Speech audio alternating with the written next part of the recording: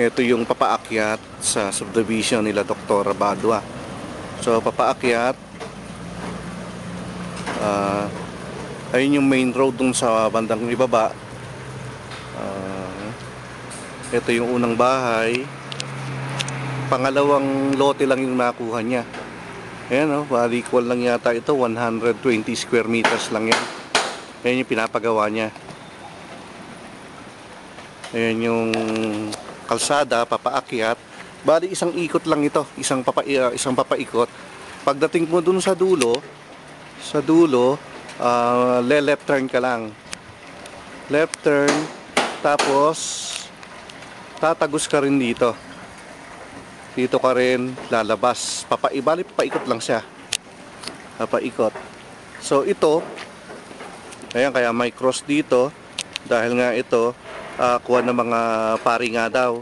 Pero sila yung nagpapatakbo yata ng Easter College. Medyo umaambon kaya napaka ng pags eh.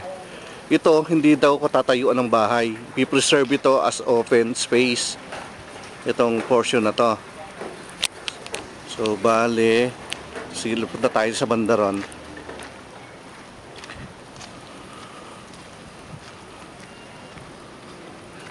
So hindi pa natutapos yung road. Ito, bali ito yung tinuro ko sa yung kalsada kanina, dito rin lalabas. So kapag ganon, iikot yan kalsada, then ayun papaakyat uli yun, then paikot dun sa sinabi ko sa'yo kanina. Ito may binagawa na naman bahay.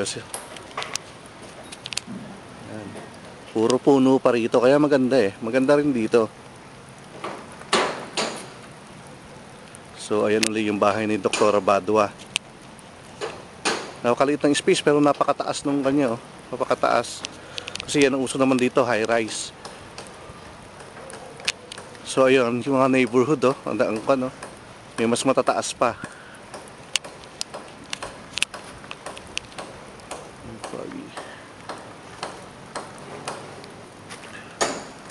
So bali yung mga bahay dito sa kabilang subdivision na yan, malalaki yung subdivision.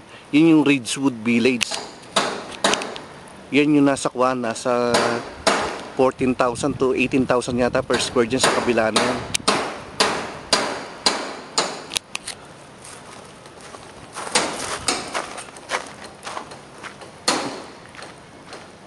So ito, ang proposal nila dito, kalsada uli, lalabas yan sa Easter College. Ayan.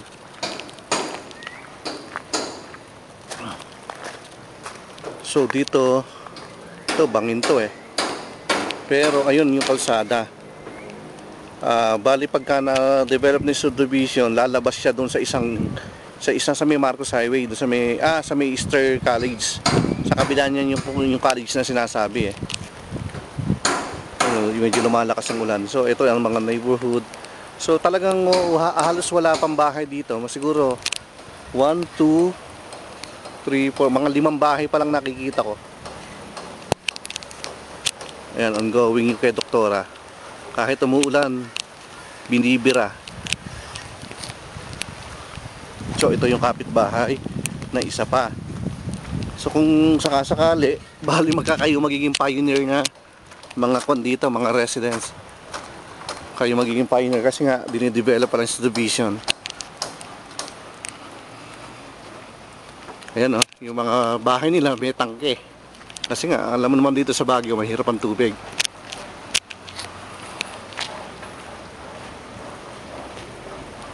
Sasakyan ni Doktora.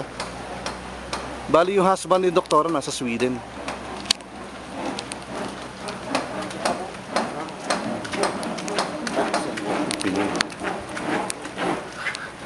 So ito na siguro yung gate ni Doktora.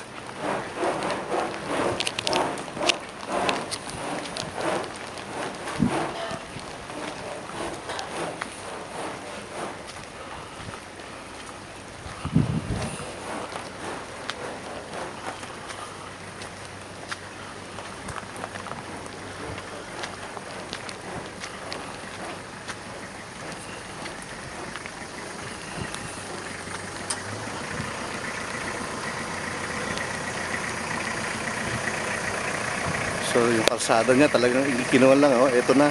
Ito yung gilid ng kalsada. Tagang lupa. So ito yung side view ng bahay na pinapagawa ni Dr. Abadua. Taas din. So bali 1, 2, 3, 4 story.